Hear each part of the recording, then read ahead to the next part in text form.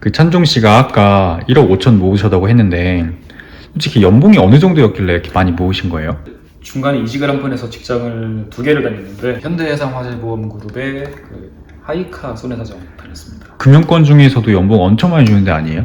제가 입사를 2014년도에 했는데 그때 기준으로 5천이 좀 안 되게 받았습니다. 자동차 보험업계에서는 그때 1위였죠. 와, 그때 어떻게 나온 이유가? 사실 더 하고 싶은 일이 있었어요. 자부심도 약간은 있긴 했지만 제가 평생 좋아했던 게 자동차이기 때문에, 그리고 자동차 연구개발, 자동차 연구원이 되겠다라는 유치원 때부터 한 번도 변함없이 그게 이어져 왔기 때문에 제가 평생 노력해왔던 것, 그리고 남들보다 더 나름 노력했다라고 자부해왔던 것을 하지 못하고 다른 일을 하고 있다는 것 자체가 저한테는 굉장히 큰 회의감이었습니다. 물론 그 회사 좋은 회사 맞아요. 집에서 가깝기도 했고 제 적성에도 어느 정도 맞았어요. 남들은 힘들다고 하지만 저는 일이 재밌었거든요. 근데 제가 하고 싶었던 일을 해야겠다라는 그 꿈이 저한테는 더 컸던 것 같습니다. 그래서 그 회사를 그만두게 돼요. 그 동기 회장이었는데 회장답게 1등으로 회장이 제일 먼저 나갔어요? 네, 회장답게 1등으로 아 그렇다니까? 대표로 회장들이 제일 먼저 나가.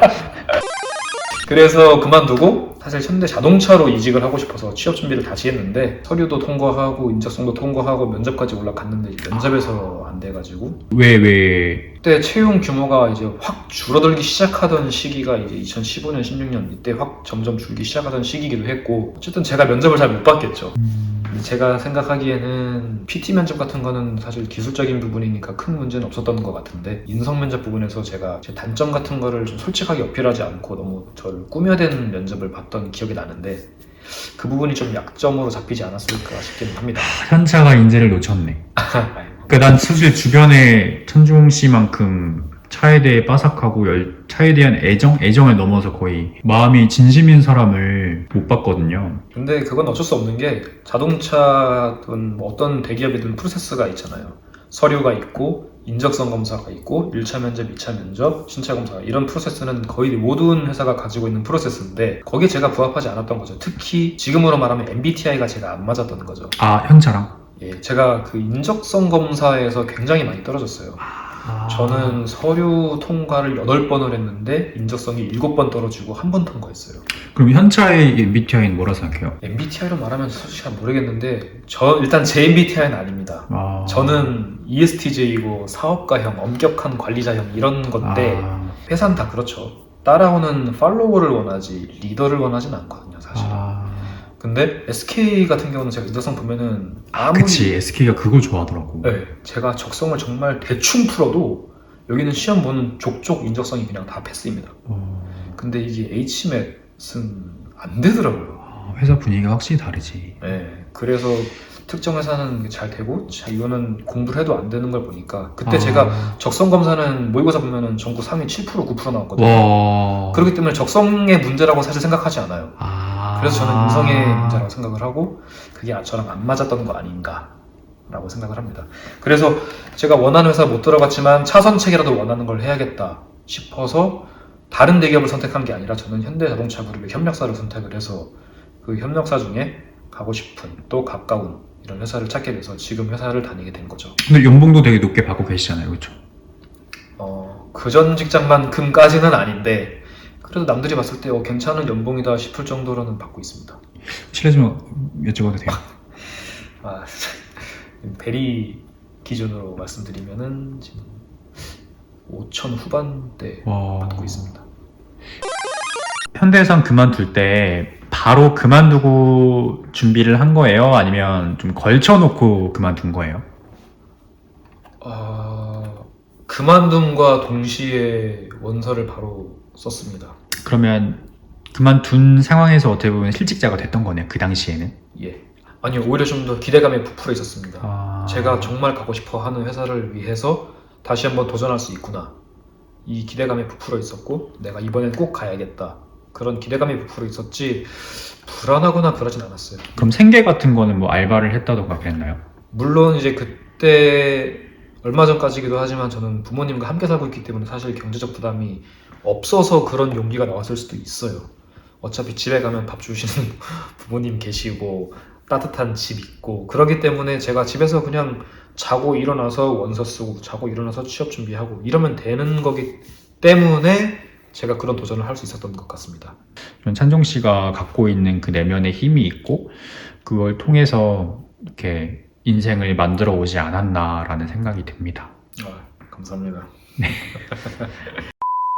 너는 5천 후반대 받으니까 집을 살 수 있지 않았겠냐, 그 돈을 모으지 않았겠냐라고 얘기를 하는데, 처음부터 이 돈을 받았던 건 절대 아니에요. 현대차 1차 협력사로 이직을 했을 때 제 첫 월급은 237만 원이었어요. 근데 그래도 저는 그 안에서 제가 할 수 있는 한에 최대한을 했어요. 237이 들어와도 150을 저금을 하고 80으로 쪼들리게 생활을 하는 거를 계속 했어요. 그렇게 하면서 계속 모으고 하다 보면 제가 언제 얼마를 모을 수 있겠구나라는 그런 계획을 세우고 계속 희망을 가졌어요. 그러니까 어떻게 보면은 기름값 40만 원 빼면 나머지 47만 원으로 한 달 생활을 하신 거네요. 그렇죠. 근데 그게 사실 생활이 거의 안 되잖아요, 사실. 그쵸. 그래서 그때는 좀 알바도 단타로 몇 번 했었던 것 같아요. 그렇게 해서라도 제 저금하는 금액을 절대로 빵꾸내고 싶지 않았어요. 그렇게 해서 지낸 세월이 거의 4년입니다. 그럼 4년 동안 연봉이 오르지 않고 그대로 유지됐던 거예요? 조금은 올랐어요. 그때는 후봉제가 있어가지고 네. 해가 바뀔 때마다 한 10몇만 원씩 올라가긴 했어요. 근데 그게 큰 엄청난 그런 건 아니고, 생활이 크게 달라지진 않으니까. 그렇죠. 어차피 제 저금액은 항상 똑같았어요. 그래서 그 금액으로 4년 정도 생활하다 보니 회사가 발전해서 연봉 협상이 잘 돼서 올라가는 것도 경험을 했고, 진급을 한 것도 도움이 됐고. 생활이 쪼들리니까 중간에 현타도 되게 많이 올 것 같거든요. 아, 나 왜 이렇게 살아야 되나 싶고 힘들 것 같은데 그때 이제 어떻게 버텼어요?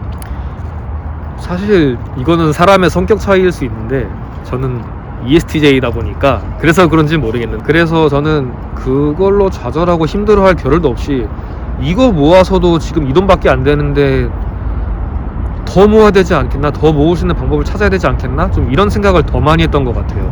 좀 더 현실적으로 생각하면서 거기에 좌절하거나 감성적으로 되는 게 아니라 어떻게 하면 내가 이거를 극복할 수 있을지를 계속 해결책을 찾은 거네요. 예, 맞아요. 여기서 내가 힘들다고 포기할까 이런 생각을 할 게 아니라 어떻게 하면 더 나은 환경을 갖출 수 있을까, 그 고민을 더 많이 했던 것 같아요. 그렇게 하다 보니 연봉도 계속 매년 올라가는 좋은 그런 경사도 겹쳤고 진급도 했고, 그렇게 하다 보니 이 연봉을 받게 되면서 이 금액을 저금할 수 있게 되고, 그렇게 됐던 것 같습니다. 슬럼프 같은 건 없었어요? 제가 아직 군대 출신이 이제 해병대 출신이다 보니까 그런지 모르겠는데, 가끔 혼자 있을 때 그 해병대 싸가라는 걸 부르거든요. 입에서 입으로 전해져 내려오는 해병대만의 그런 군가 같은 건데, 그거를 군 생활 때는 많이 불렀어요. 이게 굉장히 재밌어요. 좋은 내용도 많고 감동적인 내용도 있고, 들으면 힘이 나거든요. 부르면 저만의 자부심이거든요. 야, 나 해병대 나왔어, 특수부대 출신이야, 막 이런 게 아니라, 그래, 내 젊은 날의 추억, 내 20대 때 추억, 내가 그때 그 힘든 것도 견디고 더럽다고 하면 더럽다고 할 수 있는 그런 군 생활도 견디고 재밌었기도 했던 그 추억을 떠올리면서 마음을 한 번 더 가다듬게 됩니다. 저는 친구들하고 있을 때 힘이 많이 나는 편이거든요. 친구들하고 술 한잔 하면서 볼링도 치고, 여기는 스포츠를 하기도 하고, 차 굉장히 좋아하기 때문에 세차를 하건 튜닝을 하든 정비를 하건 이렇게 혼자 집중해서 시간을 보내면 스트레스가 많이 해소되는 편입니다.